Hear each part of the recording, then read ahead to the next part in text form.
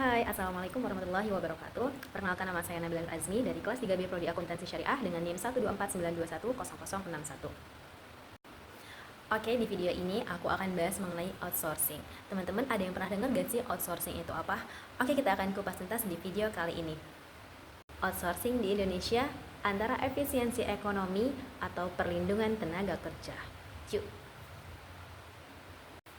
Menurut UU Nomor 13 Tahun 2003 tentang Ketenagakerjaan, outsourcing adalah kegiatan atau praktik menyerahkan sebagian pekerjaan kepada pihak lain. Biasanya itu perusahaan tenaga kerja seperti petugas kebersihan, call center, satpam, bahkan sampai catering. Nah, outsourcing ini resmi dilegalkan oleh Presiden Megawati melalui UU Ketenagakerjaan tahun 2003. Nah, outsourcing ini memberikan banyak keuntungan bagi perusahaan, seperti menekan biaya produksi, meningkatkan efisiensi, dan memfokuskan perusahaan pada kegiatan inti saja. Nah, sekarang kita akan masuk ke pembahasan selanjutnya, yaitu perkembangan outsourcing di Indonesia. Sejak era globalisasi dan liberalisasi ketenagakerjaan, semakin banyak perusahaan-perusahaan outsourcing di Indonesia. Tercatat hingga saat ini ada sekitar 3.000 lebih perusahaan outsourcing dan 2,2 juta pekerja outsourcing yang ada di seluruh Indonesia. Tingginya penggunaan dan permintaan serta pertumbuhan outsourcing di Indonesia itu menunjukkan bahwa outsourcing ini memiliki peran yang penting dalam perekonomian di Indonesia, terutama dalam mendukung operasional perusahaan besar di sektor industri dan jasa. Nah, selanjutnya kita akan membahas outsourcing ini dalam dua perspektif, yaitu perspektif perusahaan dan perspektif tenaga kerja. Dari sudut pandang perusahaan, sistem outsourcing ini memang memberikan beberapa keuntungan. Yang pertama, mengurangi biaya tenaga kerja tetap karena pegawai outsourcing ini tidak tercatat sebagai karyawan tetap di perusahaan tersebut, sehingga mereka tidak mendapatkan pesangon atau gaji dan tunjangan lain yang biasanya didapatkan oleh karyawan tetap. Juga mereka itu tidak memiliki jenjang karir di perusahaan tersebut, sehingga prospek karir ke depannya dari karyawan outsourcing ini tidak secerah karyawan tetap di perusahaan tersebut. Nah, manfaat sistem outsourcing yang kedua adalah meningkatkan fleksibilitas operasional perusahaan, karena pembayaran gaji, asuransi, dan lain-lain itu dibayarkan oleh pihak penyedia tenaga kerja, bukan pihak yang mempekerjakan karyawan outsourcing. Nah, yang selanjutnya adalah meningkatkan efisiensi dan daya saing usaha. Nah, sekarang kita akan bahas outsourcing dari perspektif tenaga kerja. Nah, sistem outsourcing bagi tenaga kerja ini memang memberikan beberapa manfaat, namun juga memiliki beberapa kekurangan bagi karir mereka sendiri. Nah, manfaat yang pertama, tenaga kerja di outsourcing akan cepat mendapatkan pekerjaan sesuai kebutuhan dan tepat sasaran. Nah, manfaat yang kedua, dengan melihat kondisi di zaman sekarang yang dimana mencari pekerjaan itu sangat susah, dengan benefit tersebut banyak sekali lulusan-lulusan baru di Indonesia yang memilih untuk bekerja di perusahaan outsourcing sementara mereka mencari pekerjaan yang tetap.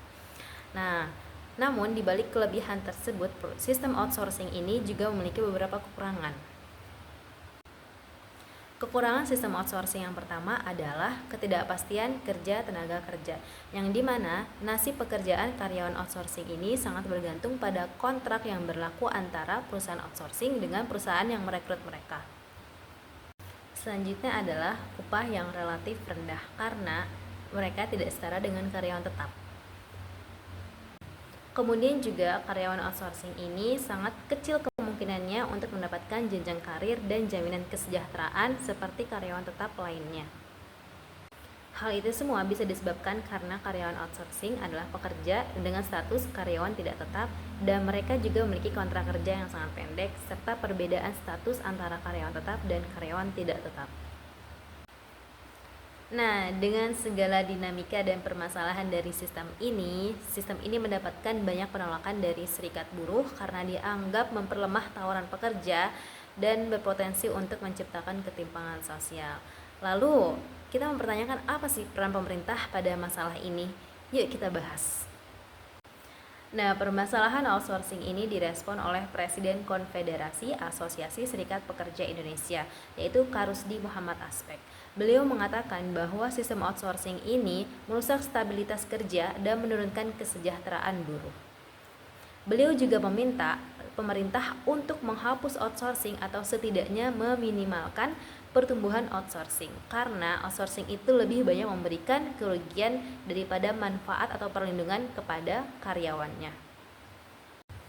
Nah, Presiden Republik Indonesia Prabowo Subianto berjanji akan membentuk Dewan Buruh Nasional yang anggotanya adalah para tokoh buruh supaya mereka dapat mendengarkan aspirasi dari para buruh di Indonesia dan kemudian dapat memberikan pendapat secara langsung kepada Presiden. Nah, namun Presiden juga mengatakan bahwa penghapusan total sistem outsourcing ini memang tidak mudah karena sistem outsourcing merupakan salah satu rantai ekonomi dan struktur ekonomi di Indonesia, sehingga apabila sistem outsourcing ini dihapuskan secara total, maka akan berdampak pada sektor yang lain juga. Nah, sistem outsourcing di Indonesia itu memang tidak bisa dilepaskan dari dinamika ekonomi modern. Di satu sisi, sistem ini memberikan keuntungan, efisiensi, dan pertumbuhan usaha. Namun di sisi lain juga, sistem outsourcing ini menimbulkan masalah ketenaga kerjaan. Nah, oleh karena itu, harusnya sistem outsourcing ini diarahkan pada perkembangan usaha, efisiensi, namun juga lebih memperhatikan pada jaminan sosial dan kesejahteraan tenaga kerja, agar pertumbuhan ekonomi dapat berkelanjutan. Nah, menurut kamu gimana? Apakah sistem outsourcing ini dapat dihapuskan secara total dan digantikan dengan sistem yang lebih baru? Tulis di kolom komentar. Berikan pendapat kamu dengan bahasa yang sopan. Oke, mungkin cukup sekian pembahasan dari aku mengenai sistem outsourcing ini. Mungkin dari kalian ada yang ingin berpendapat atau menambahkan, boleh ditambahkan di kolom komentar dengan bahasa yang sopan. Terima kasih. Wassalamualaikum warahmatullahi wabarakatuh.